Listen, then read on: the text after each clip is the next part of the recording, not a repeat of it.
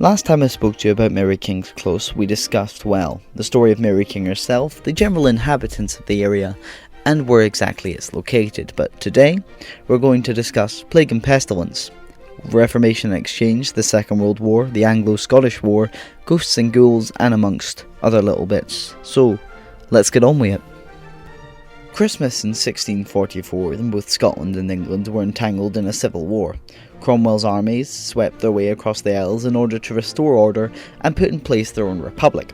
This is known as the War of the Three Kingdoms. However, a ship on which happened to arrive at Leith Port in northern Edinburgh brought a pest.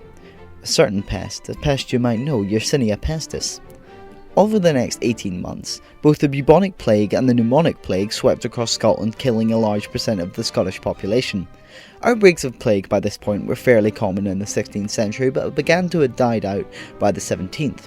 Because of the lack of proper hygiene, though, it was brought back during the general crisis, which brought famine, war, general climate issues, but that's for another video. Most Scottish ports by this time had declared themselves free of the plague, and there were hefty fines in place for those captains who tried to sidestep these regulations.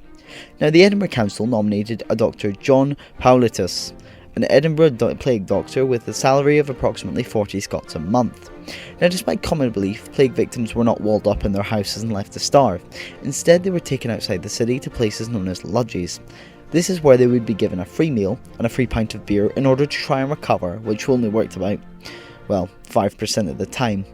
However, quarantining did work in general for stopping the spread of the plague amongst civilians, and the idea of a free meal often made those who didn't have the plague sneak in to be treated, although people who were found out to be doing this were immediately hanged as, why not?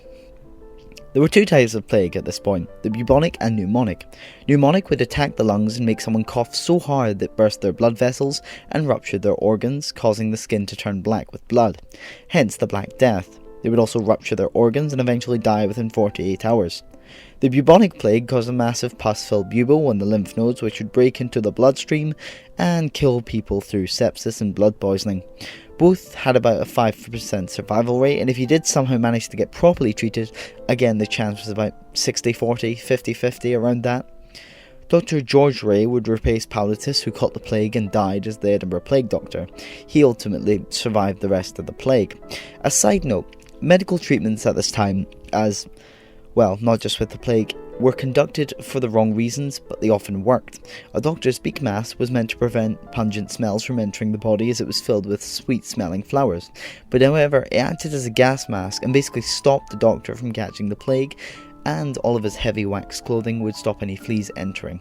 The idea of sealing off people in little places to stop the spread also worked, so we can see with medical treatment at this point that the reasons why they did it were wrong, but the actual medical treatments were correct. During the Anglo-Scottish War of 1644, the invasion of Cromwell was quite swift and brutal. Within a few months, Cromwell had pushed all the way up to northern Scotland. Cities such as Stirling and Dunbar fell without much of a challenge, and land around what is today Greyfriars was used as a prison camp for those who defied Cromwell. It was also a POW camp for soldiers and a regular army camp, which saw a lot of disease, a lot of death, and it's a notable site in Edinburgh. During the Reformation, an exchange was built on top of Mary, Stuart's, Allen's, and amongst other popular city closes, although the closes remained open. You can still visit the city chambers, home to the Lord Provost and Mary King's Close, though you can't take photos within Mary King's Close because it is underneath a government building. Anyway, this was widely unpopular, and even through the 1800s you had families working and living on the close. Though its popularity had greatly diminished by the end of the 18th century, despite a large area of land being covered, life did go on for those who lived and regularly visited the close. A window tax of 1752 lists a range of professionals still at work. By the 1800s, the Chesney family had moved in and set up their own saw doctor business in the northern part of the area. The rest had been declared an open room by the town council and was swiftly bought up before being sold back to the public to raise funds. Memory still lingered as final families moved out the close in the 1930s. Even as late as 1960s, you have people remembering spending their childhood or early adulthood in the close. In the First and Second World War, the close was used as a bomb shelter. In 1916, a huge zeppelin flew over Edinburgh to drop its explosive cargo, in which the civilians of Edinburgh retaliated with handheld rifle fire from the top of the castle, Arthur's Seat, and even the cannons on the castle were used to fire. This is the only time these cannons have been used. The first proper dogfight air attack in Edinburgh would come on the 16th of October 1939, with the German Luftwaffe flying under the rusty red Forth Rail Bridge in order to sink the HMS Hood. It was, of course, a failed mission, though the ship would eventually be sunk by the legendary Bismarck in 1941. Though Edinburgh held more of an administrative point instead of an industrial one during this time, the Germans would often lighten their load over Edinburgh before bombing the Glaswegian shipping yards. The alley, or, well, close in this case, is notable for its ghost stories. The first indication of ghost hauntings came around 40 years after the 1644 outbreak of the plague. Thomas Coulthart and his wife were documented as having seen spectres in a legal document around 1685. Two spectres are commonly seen: a worried man, which is suspected to be Andrew Chesney, and a woman in black who is suspected to have been Mary King. Rumours of demons were previously dispelled by Professor George Sinclair, who believed that the marsh gas from the Norloch was to blame. He states, "There is no witchcraft, there is no faith in it. Do not believe, and it will cease to be.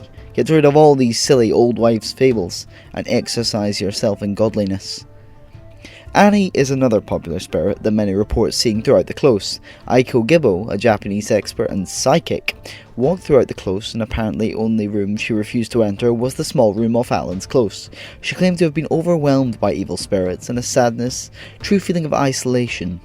She apparently claimed that a little girl appeared and then complained that her parents had abandoned her due to a sickness.